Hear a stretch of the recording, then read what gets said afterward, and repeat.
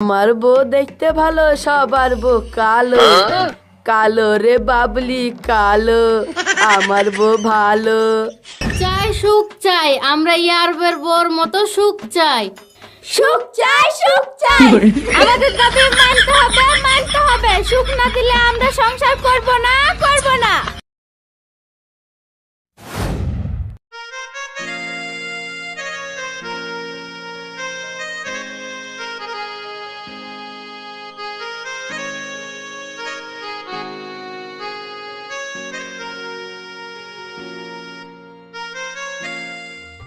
Good morning বউ। Good morning. নিশ্চয় তুমি বাথরুমে যাবে, চলো আমি তোমাকে বাথরুমে দিয়ে আসি। না না, তোমাকে যেতে হবে না, আমি একাই যেতে পারবো। আরে না না শোনাবো, আমি থাকতে তুমি কেন কষ্ট করে বাথরুমে যাবে? তুমি আমার কোলে উঠি বসো শোনাবো, আমি তোমাকে কোলে করে বাথরুম দিয়ে আসি। আইসো।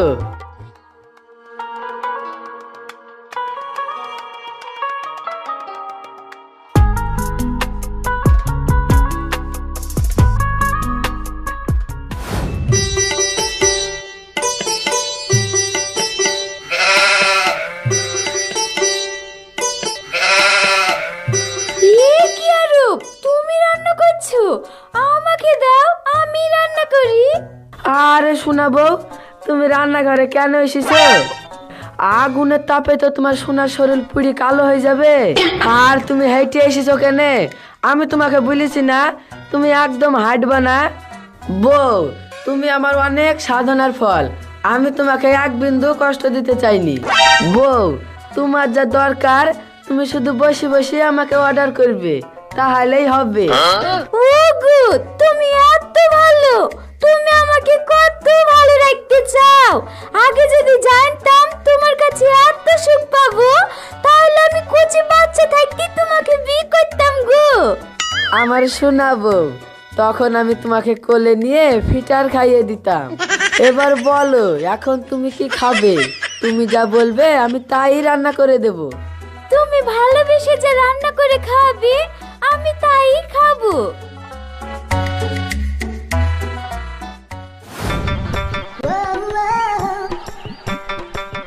থাকো, আমি কাজে গেলাম, আর তুমি রান্নাটা করে রাখো, আমি আবার দুপুরে এসে খাবো। রান্না করব তো কি দিয়ে করব শুনি? তোমাকে 7 দিন ধরে বলছি লবণটা ফুরিয়ে গেছে, লবণটা এনে দাও। তুমি তো আমার কোনো কথা শুনছো না।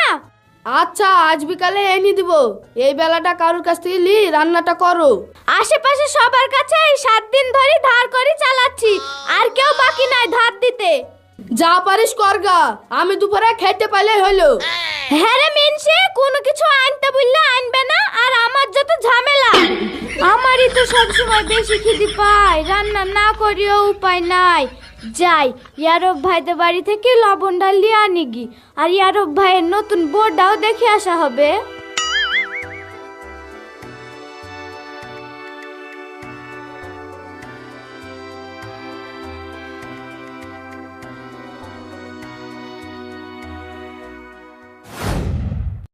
শোনাবো, হা করো, এই লাও, মন ভরে খাও। ওগো, তুমি খাবে না? না শোনাবো, তুমি খাও, তুমি খেলে আমার পেট ভরে যাবে। আচ্ছা। দেখি মাছটা আমাকেই দাও, আমি কাটা বেছে দিচ্ছি। সুহানা ভাবি, আমাকে একটু লবণ দিবা গো। ভাবি তুমি একটু বসো, ঘরে সব কাজই তো তোমার ভাই করে, আমাকে কিছুই করতে দেয় না। তাই রান্নাঘরে কোথায় কি আছে সেটা আমি জানি না। তো তোমার ভাই আমাকে মাছের কাটা বেছে দিয়ে তোমাকে লবণ দিবে, ঠিক আছে?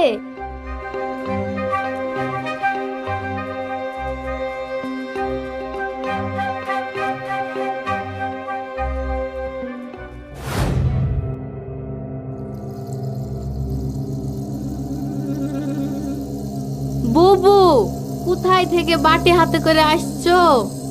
আমাদের মেনশিকা 7 দিন ধরে বলছে নুন এনে দিতে, তো শুনছেই না। তাই আরব ভাইদের বাড়ি থেকে একটু নুন আনতে গেছিলাম। যত সুখ সোহানা বুবুর কপালে আছে গো।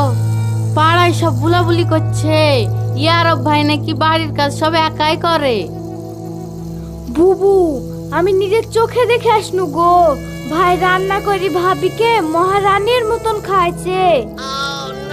তাই তো গো বুবু, আমাদের মিনছিরা ইয়ারব ভাইকে দেখি তো কিছু শিখতে পারে। আজ বাড়ি আসুক, ওকে দিয়ে আমার হাত পা টিপি লিব। আমি আজ রান্না করব না, ওই মিনছিকে দিয়ে রান্না করাবো।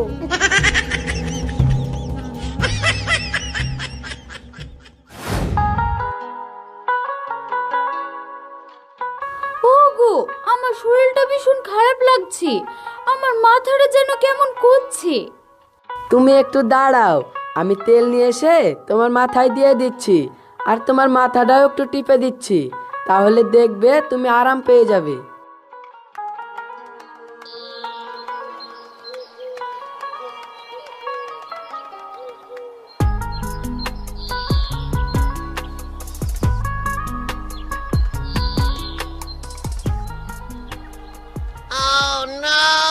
ও বাবা, সহানাবুর এত সুখ, ইয়ারব ভাই সহানাবুকে কত ভালোবাসে, আর আমি কিনা খেটি মরছি।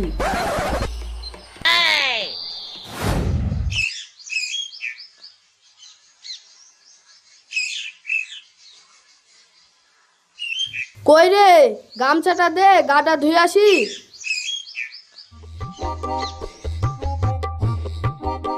ও গো, তুমি আজ আমাকে রান্না করে খাবা? আমার খুব ইচ্ছা করে তোমার হাতের রান্না করা খাবার খেতে। আরে না না, আমি অত রান্না টান্না করতে পারবো না, আমার হাতে অত সময় নাই। এই শ্বশুরের বেটা, তুই কেন পারবি না শুনি? ইয়ারব যদি ওর বউকে ভালোবেসে রান্না করে খাওয়াতে পারে, তাহলে তুই কেন পারবি না? আজ তোকে রান্না করতেই হবে। ইয়ারবের ইচ্ছা হয় তাই ও ওর পক্ষে রান্না করে খাওয়াই, আমি ওসব পারবো না। তুই পারবি না? দাঁড়া।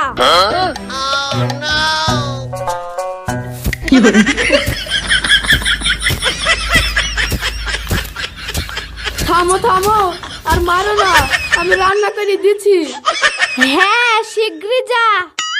শালাই আরব, তোর লেগে আজ বোর হাতে মার খাইতে এলো, তোকে তো আমি ঠিক পরে। আমার স্কুটি চাই চাই চাই, আমি স্কুটি চড়ে পুরো গ্রামটা ঘুরে বেড়াবো।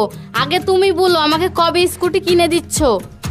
শরত, আমার কাছে স্কুটি কেনার মতো অত টাকা নাই, যাও তো তোমার নিজের কাজ করো গা, বেশি সুখ ভালো না, বুঝলে? তুমি কিনে দিবে কিনা তাই বলো। না, দিব না, আমি এখন কাজে যাব। শরত, ঠিক আছে, তুমি থাকো তোমার কাজ নিয়ে, আমি চললাম বাপের বাড়ি। তুই যেখানে পারবি যা, তুই বসে বসে আমার মাথা খাসনি তো।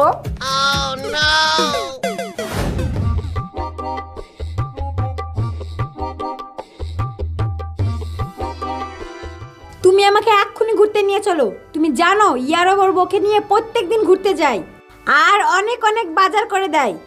আমি পারবো না এত কিছু করতে, তার চেয়ে ভালো তুমি একলাই গোটা পাড়াটা ঘুরে আসো, যাও। কি, নিজের বউয়ের সামান্য আবদারটুকু রাখতে পারবি না? কেমন স্বামী তুই, হ্যাঁ? ইয়ারব দুদিনের কচি ছেলে হয়ে আর বউর সব আবদার মেটাতে পারে, আর তুই বুড়ো গাদা হয়ে কেন পারবি না, হ্যাঁ? না, আমি পারবো না, কাজ কাম ফেলি তুই, তোমার শকুরানির টাইম আমার নাই, তুমি যা পারবা তাই করো গা। শরত এখান থেকে।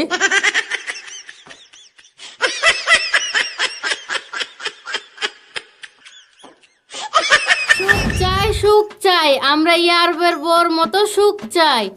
সুখ চাই, সুখ চাই, আমাদের দাবি মানতে হবে, মানতে হবে। সুখ না দিলে আমরা সংসার করব না, করব না, করব না, করব না। সুখ চাই, সুখ চাই। আনোয়ার ভাই, ওই শালা ইয়ারব ওর বউকে এমন সুখে রেখেছে যে ওর জন্য আমাদের কষ্টের শেষ নাই। সোহানা সুখ দেখে আমাদের বউরা আমাদেরকে লাঠি ঝাঁটালি তেড়ি বেড়াচ্ছে। আমিও তো বিশাল সমস্যায় পড়ে আছি রে। আনোয়ার ভাই, তুমি আর কিছু একটা ব্যবস্থা করো। তুই ঠিকই বলেছিস, এই চল সবাই ওই শালার বোর মুখে মুইতি দিয়ে আসি। কষ্ট করে আর বাড়িতে যেতে হবে না, আমি মাঠ আসার সময় দেখলাম ইয়ারব ওর বউকে নিয়ে বাজার দিয়ে গেল। আমরা রাস্তা থেকে কি দাঁড়াইলেই ওদেরকে ধরতে পারবো। ঠিক আছে, তাই চল।